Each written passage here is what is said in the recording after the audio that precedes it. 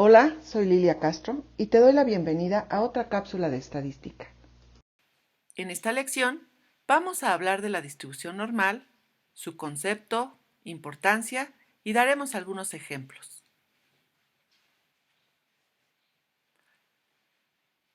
Vimos en la lección anterior que existe un conjunto de distribuciones y de funciones de densidad.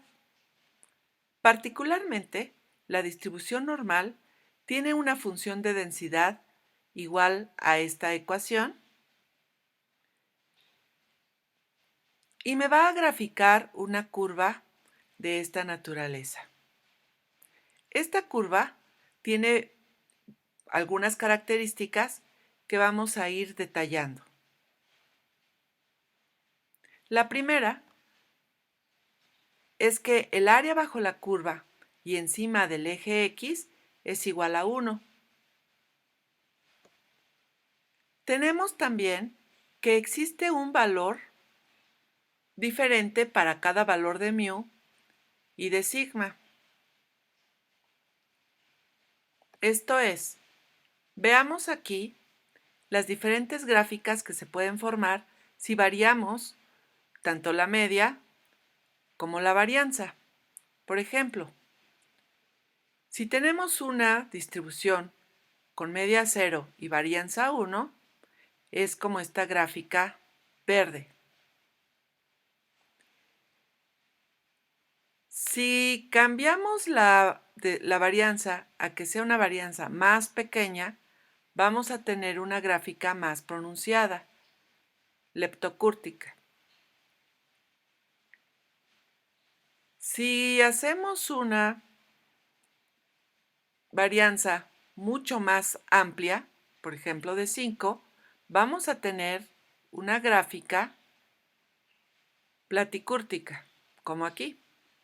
Pero vemos que la media es 0 para las 3. Tengo media 0, pero diferente varianza. Si yo muevo el valor de la media a menos 2, ahora tengo aquí posicionado la media y con una varianza de 0.5 es un poco más pronunciado que cuando tenemos una distribución normal con media 0 y varianza 1, pero está recorrido.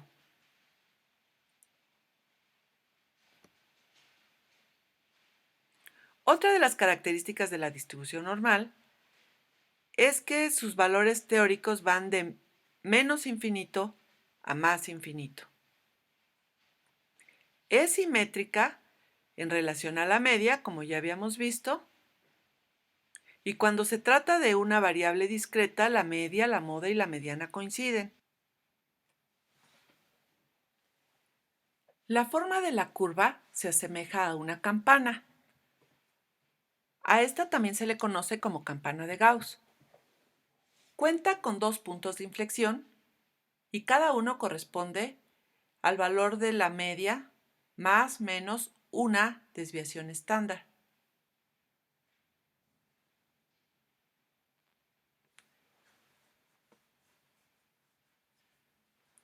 Esta característica es muy importante y como está muy estudiada esta distribución, se sabe que el área bajo la curva a una distancia de más menos una desviación estándar tiene la probabilidad de tener el 68.3% de los datos. A 2 desviaciones estándar el 95.5% y a 3 desviaciones estándar prácticamente cubre el 99.7% de los datos, es decir, casi todos. Como una convención, algunos autores aceptan que cuando se dice que la mayoría de los datos estamos hablando de un 95% y cuando se dice la gran mayoría se refiere uno al 99%. Aunque es más común que nos refiramos con las variables o con los valores P. El valor P lo vamos a ver más adelante, pero por ahora solo diremos que cuando tenemos un valor P menor a 0.05 es poco probable y que cuando el valor de P es menor a 0.01 es muy poco probable.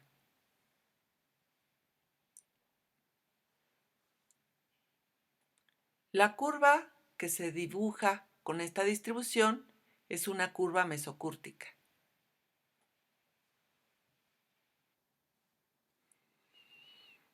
Ahora pongamos un ejemplo como lo hemos venido haciendo.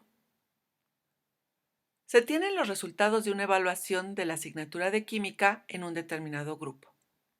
Y esta se comporta como una distribución aproximadamente normal con media 7.4 y desviación estándar 0.8. Si vemos en el gráfico estos puntos, tendríamos dibujada la media en 7.4 y si le aumentamos 0.8 a la media vamos a tener el siguiente punto que es 8.2 y si lo restamos 6.6. Esto es, tenemos los valores a más menos una desviación estándar de la media. Estos valores ya son conocidos y ya podemos determinar cuánto vale esta área. Pero, ¿qué pasa si se quiere saber la probabilidad de que un alumno se encuentre en un intervalo de la curva que no sea exactamente este? Por ejemplo, la probabilidad de que un alumno acredite y que tenga al menos 7. En ese caso, pues vamos a tener que el valor se encuentra en un punto en el intervalo. ¿Cómo se procede para calcular esta probabilidad? Antes de continuar, quiero hacer una reflexión. Voy a compartir este pensamiento que dice que hacer cualquiera puede. Entender no cualquiera puede. ¿Y a qué me refiero? A que esta probabilidad, la que vamos a calcular a partir de una tabla de distribución normal, prácticamente no se hace de esta manera actualmente porque contamos con muchos paquetes estadísticos que te dan la probabilidad. Y hacerlo a partir de estas tablas suena como un método arcaico. Pero, dado que estamos en una asignatura de introducción a la estadística, conviene saber cuál es el planteamiento de este pensamiento y de dónde surge, porque cuando más adelante queremos interpretar, si no tenemos estos conceptos claros, no vamos a entender, aunque lo vamos a poder hacer a partir de los paquetes estadísticos. Con esto en mente, entonces procedo a mostrarles una tabla de distribución normal. En esta tabla hay varios tipos de tabla. Lo primero que tenemos que identificar es qué distribución me está dando.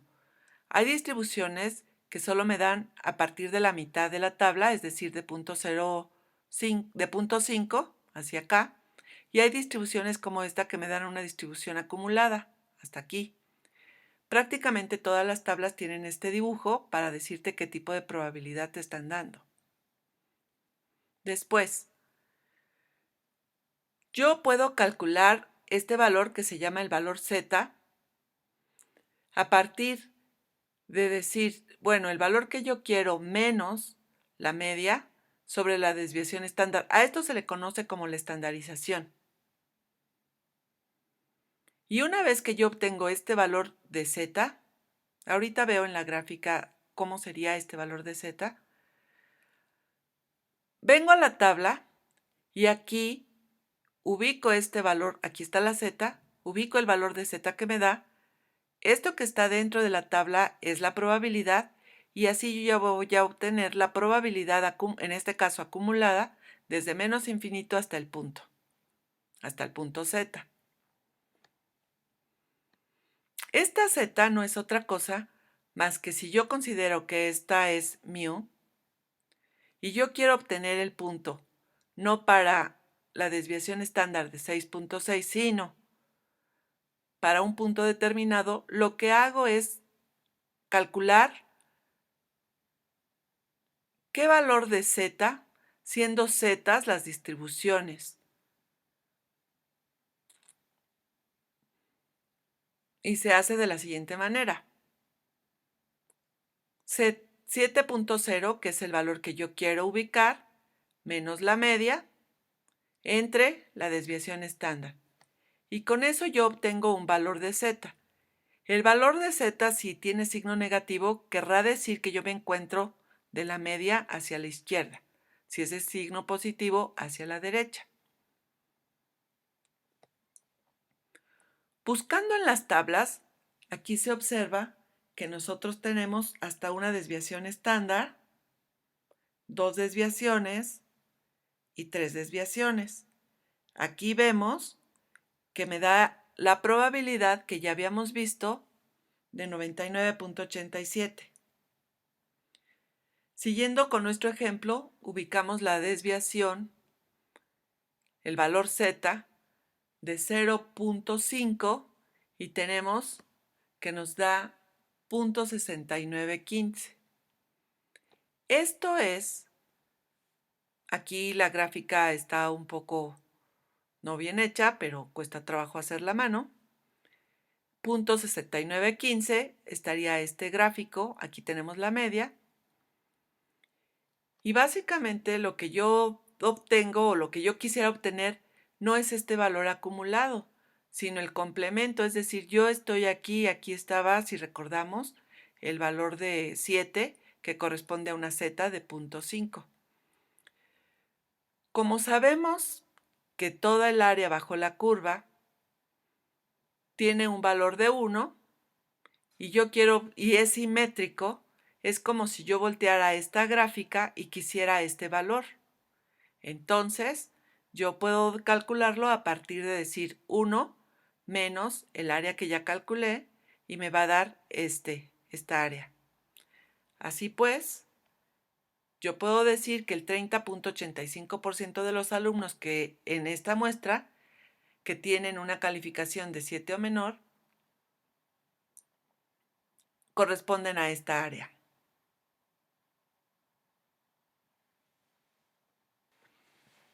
Pongamos otro ejemplo. Se tiene una población de 200,000 habitantes cuya edad en la que quedan desdentados por completos se distribuye en forma aproximadamente normal, con media 58 y desviación 12. Se decide elaborar papillas alimenticias para esta población, pero solo aquellos que son menores de 46 años. La pregunta es, ¿para qué cantidad de individuos debe asegurarse recursos? Se procede a hacer la gráfica de distribución normal y en ella se muestran los puntos de la media y más menos una desviación estándar. Se observa que a una desviación estándar menos se tiene el punto de 46, por lo tanto, lo que se busca es la probabilidad de encontrarse en la cola izquierda de la curva normal. Como sabemos que a más menos una desviación estándar se encuentra el 68% de los datos y también se sabe que el área total de la curva es igual a 1, entonces sabemos que 1 menos el 68%, que es 34, se encuentra distribuida entre estas dos colas. También se sabe que es de forma simétrica, por lo tanto, aquí vamos a tener el 16% de los datos. Y así obtenemos una respuesta de 32,000. ¿Cómo se obtuvo? El 68% de la población está entre la media más menos una desviación estándar, por lo tanto, queda un 32%. Por ser simétrica, 16% está arriba y 16 abajo. Solo se multiplica 200,000 por 0.16 y obtenemos 32,000 habitantes.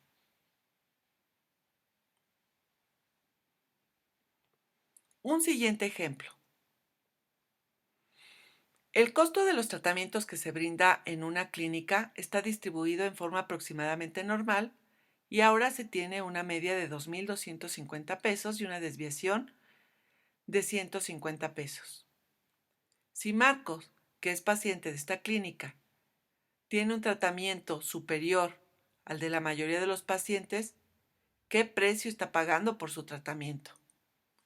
Si aceptamos al 95% como la mayoría, entonces estamos considerando la probabilidad de que el tratamiento de Marcos sea superior al 95%.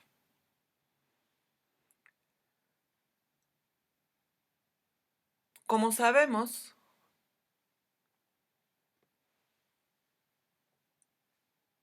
que el 95% se encuentra a partir de la media más 2 desviaciones estándar, solamente a la media, que es de 2250, le aumentamos 2 veces por la desviación estándar y obtenemos un valor de 2550. Entonces, la respuesta es que Marcos paga un tratamiento con un costo superior a 2550.